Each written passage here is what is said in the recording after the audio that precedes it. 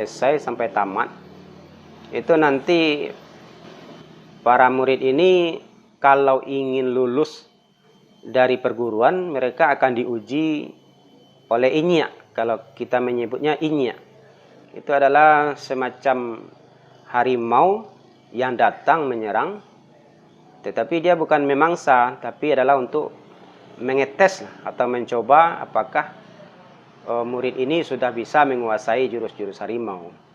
Nah, itu setiap orang-orang yang boleh dikatakan selesai mengambil suatu ilmu silat pada seorang guru, nanti dia akan berhadapan dengan sejenis harimau yang mengetesnya gitu, atau berkelahi dengannya.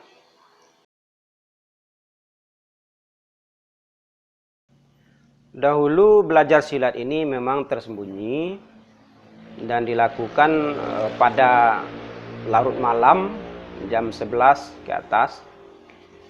Ini bisa saja secara historis. Dahulu kan zaman penjajahan Belanda, setiap orang-orang pribumi kalau mengadakan suatu pertemuan atau perkumpulan itu kan diawasi. Karena orang-orang penjajah itu curiga, jangan-jangan ada terjadi pemberontakan. Yang kedua, kenapa kita harus mengajarkan secara sembunyi-sembunyi? Ya, kita takut nanti ilmu yang diwariskan oleh nenek moyang kita ini akan diambil atau dicuri oleh bangsa lain, sehingga dimanfaatkan untuk menyerang kita atau menguasai kita. Itu makanya guru-guru silat dahulunya mengajarkan ilmu silat ini pada tempat-tempat tertutup atau tempat-tempat yang tidak dilihat oleh khalayak ramai. Kemudian kami mengajarkan silat tradisional ini sebenarnya untuk semua lapisan. Kalau dahulu silat ini sebenarnya diajarkan oleh wanita, terutama sekali yang aliran silatnya di Ampalo Tinggi ini adalah gurunya perempuan. Karena dia seorang pendekar itu, suami istri adalah guru silat. Jadi di samping suaminya mengajar silat, juga istrinya mengajarkan silat. Itu bedanya kalau kita aliran silat Ampalo Tinggi ini, tangannya itu di dada. Kita letak tangannya di dada. Ini melambangkan gurunya dulu perempuan. Dia melindungi daerah-daerah yang sensitif pada dirinya. Untuk seluruhnya untuk menyelamatkan dirinya, masing-masing seluruhnya menyelamatkan dirinya ya. Nah, kalau guna pisau itu supaya dia menajamkan pisau hatinya. Yang penting itu kalau kain koko putih ya kan, supaya menyelamatkan hatinya, supaya dia mantap di nari pakainya. Kalau doko pade, nah supaya dia rancaknya sangarnya. Nah itu kan. Kalau garamku mesin, gitu kan mesin kan. Mesin itu supaya aslinya badannya itu segar lah gitu kan. Kalau namanya kok seka kok supaya manis pandang orang itu rancak lah untuknya gitu kan. Aku lasam kok untuk peteliannya, pak sedikit badannya itu cukup. Nggak diatur jadwal latihan. Kalau awalnya itu setiap malam, karena murid kita masih berkisaran 10 orang. Tapi sekarang dibagi waktunya, dan mungkin beberapa minggu, karena orangnya dibagi-bagi. Diambil 20 orang. Dan bahkan sekarang kita sudah membuka cabang, yaitu di Kampung Kandang. Di sana juga mendirikan bersama teman-teman. Perguruan silat kita di sana juga ada banyak peminatnya yang mendaftar. Yang pertama latihan di rumah, di rumah. Waktu itu sekitar murid bampe orang. Kemudian taruh ke bawah di halaman. Itu ada jumlah 6, 9 orang. Kemudian pindah ke Sampiang. Iko ada dulu beberapa pondok kayu, atap terpal. Itu jumlah murid lah sampai 30 orang. Kemudian setelah pondok itu mulai rusak, mulai roboh, setelah berkisaran 50 murid, baru dibuat sambil ke yang terakhir. Nama saya Muhammad Farel. Saya salah satu dari murid perguruan silat Nakoda Rinjani. Dan sekarang saya menjadi asisten pelatih. Saya pernah mengikuti perlombaan tingkat Kota Pariaman. Dan saya juga pernah diundang untuk tampil di Padang dalam acara Alek Nagari. Dan sekarang saya mengajar di cabang kedua Nakoda Rinjani, tepatnya di Kampung Kandang. Saya senang di sini karena di sini diajarkan sopan santun, kekeluargaan, saling menghormati. Dan di sini juga orang-orang, teman-teman di sini juga baik-baik dan guru-gurunya juga baik. Ininya pro kontranya sepanjang pengetahuan Om itu terdengarnya itu masalah nama, cuma nama sanggar ini. Nama sanggar ini itu tuh kenapa namanya si Harun itu tuh Nakodo atau Harun Jano itu tuh tidak diberitahu dulu kepada anak keponakannya untuk mengasihkan nama. Padahal Uncu itu atau Mete itu udah musyawarah semuanya bagaimana kalau sanggar ini kita beri nama ini kepada pengurusnya.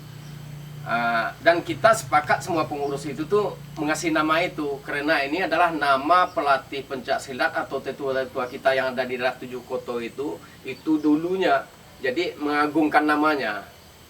Cuma setelah terbikin ada pelangnya, Nakodo anak-anak ini udah mulai pesat, ada selintingan atau nada-nada yang ini mungkin dari keponakannya atau anak-anaknya tidak dibicarakan dulu ngasih nama, cuma itu aja. Tapi sekarang ini kelihatannya udah diam lagi, udah nggak masalah. Untuk pro kontra, waktu kita laksanakan di Kampung Kandang, orang tua, masyarakat support melihat bagaimana anak-anaknya ikut berlatih, sehingga anak-anaknya punya aktivitas yang baik. Aktivitas yang tidak akan mempengaruhinya ke hal-hal yang buruk. Mungkin itu sangat menyokong sekali, sangat baik sekali kegiatan ini untuk membina anak keponakan untuk melakukan aktivitas yang bermanfaat untuk dirinya, sehingga budaya Minang yang tenar dulu kembali. Anak Minang pandai basilet, pandai mengaji. Nah, ini kanlah mulai jarang. Basilet dan pandai ngaji patah-patah dulu kan. Nah, kalau diharapkan balik pai marantaunya mengaji pandai, santun, orang tua basilet bela dirinya pandai, dan seperti itu.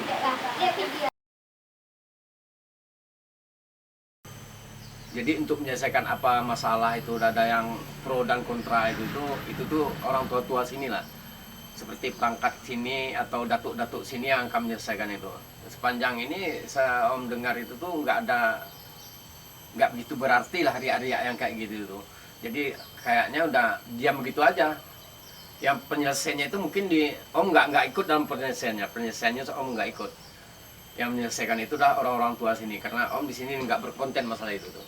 Cuma kalau masalah sanggar mengurusnya itu tuh ada ya paling tidak untuk memotivasi anak-anak cuma misalnya itu. Tapi ada riak-riak dan penyelesaian masalah itu orang-orang tua sini.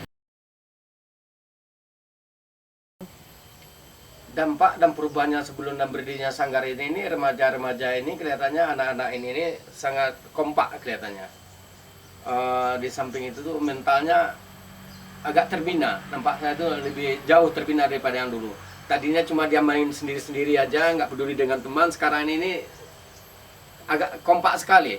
Jadi ada latihan ke sana, latihan ke sini, ada dipanggilnya untuk ada perlombaan, event-event. Cuma di dalam kota atau kabupaten ini aja. Itu tuh sangat ini sekali, sangat akrab sekali. Itu salah satunya saya lihat itu tuh dampak positifnya.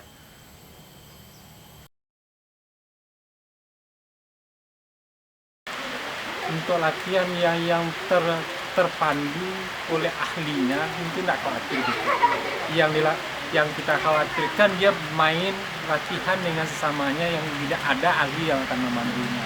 Kalau ada ahli yang memandunya, guru yang memandunya, itu guru lebih tahu mana yang akan bisa membuat dia cedera, mana yang tidak. Contohnya latihan salto di bawah itu ke sungai, sehingga ditakutkan cedera kan tidak terjadi. Kalau dia sama besar aja latihan itu khawatir kita kan. Tapi kalau ada gurunya itu kita percayakan kepada gurunya yang telah terlatih dan tahu yang akan membuat anak-anak cedera.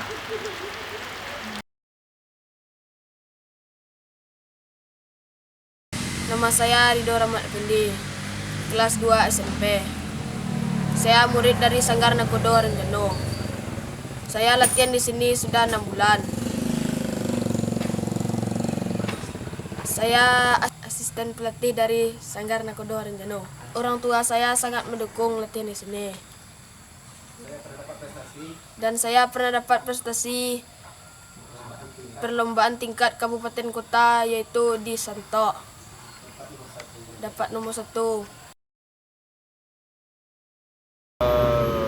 Ikut andil dalam sanggar ini bukan untuk prestasi saja, melainkan untuk mengembangkan kembali seni budaya Minangkabau, khususnya untuk adik-adik saya yang Jampolu Tinggi dan sekitarnya, agar mereka nantinya bisa jadi penerus yang baik untuk nenek mama dan mengerti apa itu Minangkabau itu sendiri.